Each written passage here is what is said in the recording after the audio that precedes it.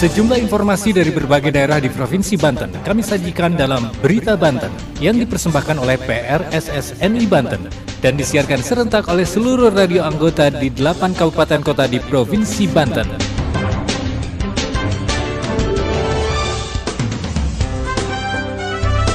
Anda kembali bersama kami di Berita Banten PRSSNI Banten edisi hari ini Jumat 3 Maret 2023. Sejumlah informasi dari berbagai wilayah di Provinsi Banten kami hadirkan kembali untuk Anda yang disiarkan serentak oleh seluruh radio anggota di 8 kabupaten kota di Provinsi Banten.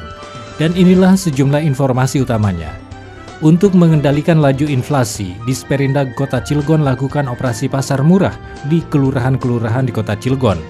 Selama Februari 2023, sebanyak 6 kecamatan di Kabupaten Lebak terdampak angin kencang dan menimbulkan kerugian ratusan juta rupiah.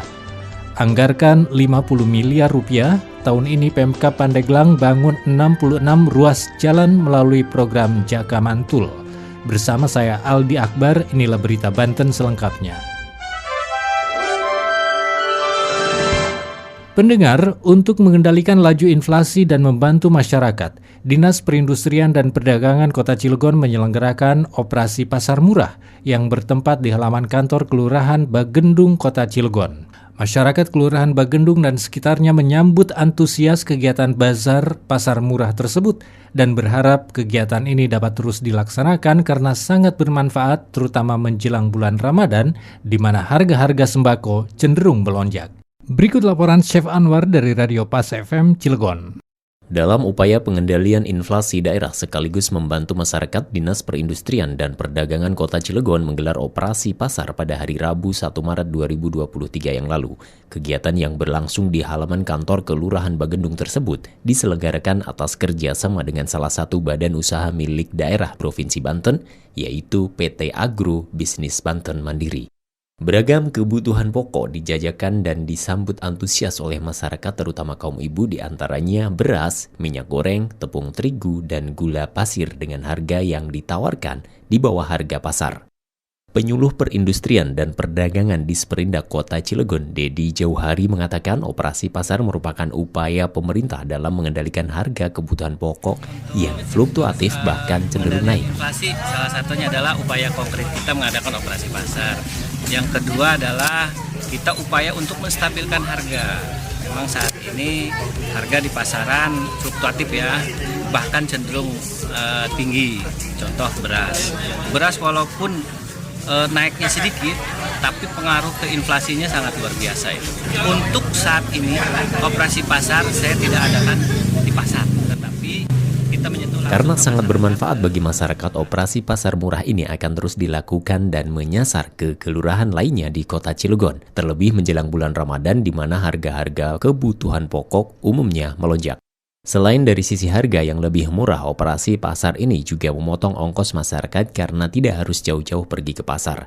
Lurah Bagendung Eha Nur Soleha berharap kegiatan bazar murah tersebut dapat dilaksanakan di kelurahan lainnya karena bisa langsung dirasakan manfaatnya oleh masyarakat. Alangkah lebih baiknya ketika nanti ada bazar menjelang Idul Fitri itu menyentuh ke kelurahan. Jadi lebih memudahkan masyarakat ketika untuk berbelanja daripada mengadakannya di satu tempat bazar. Masyarakat itu tidak semua kan untuk menjangkau, tapi kalau untuk ke kelurahan insya Allah itu akan menyentuh ke masyarakat. Harapan agar operasi pasar murah tersebut dilaksanakan juga disampaikan oleh warga karena selisih harga barang yang dijual di bawah harga pasar sehingga sangat membantu terutama bagi masyarakat kurang mampu. Menurut informasi, operasi pasar murah ini dalam waktu dekat akan dilaksanakan di 4 lokasi yang berbeda di Kota Cilegon. Saya Chef Anwar, Pas FM Cilegon, melaporkan untuk Berita Banten. Pendengar, pemerintah Kabupaten Pandeglang melalui Dinas Pekerjaan Umum dan Penataan Ruang (DPUPR) pada tahun ini mengalokasikan anggaran sebesar 50 miliar rupiah untuk pembangunan 66 ruas jalan pada program Jalan Kabupaten Mantap Betul atau Jaka Mantul. 66 ruas jalan tersebut terdapat di seluruh kecamatan di Kabupaten Pandeglang. Laporan selengkapnya Mudofar dari Radio Krakatau Pandeglang. Pemerintah Kabupaten atau Pemkab Pandeglang melalui Dinas Pekerjaan Umum dan Penataan Ruang atau DPUPR pada tahun ini mengalokasikan anggaran sebesar 50 miliar rupiah untuk pembangunan 66 ruas jalan pada program Jalan Kabupaten Mantap Betul atau Jakamantul. Mengutip akun Instagram @DPUPR Pandeglang, 66 ruas jalan tersebut berada di seluruh kecamatan di Pandeglang dengan mekanisme tender dini. Sumber anggaran terdiri dari dana alokasi khusus atau DAK dan anggaran pendapatan dan belanja daerah atau APBD Pandeglang tahun 2023. Sekretaris DPUPR Pandeglang, Bayu Daniswara mengatakan proses pembangunan puluhan ruas jalan tersebut sudah dalam tahap mutual check awal atau biasa disebut MC0. Udah tender dini udah mulai sekarang juga, tapi pelaksanaan fisiknya baru MC0 sekarang. Ia mengakui pembangunan fisik tahun ini lebih kecil dibandingkan tahun 2022 lalu. Pada tahun lalu diketahui anggaran untuk Jakamantul sebesar 138 miliar rupiah dengan ruas jalan yang dibangun sepanjang 50,74 km.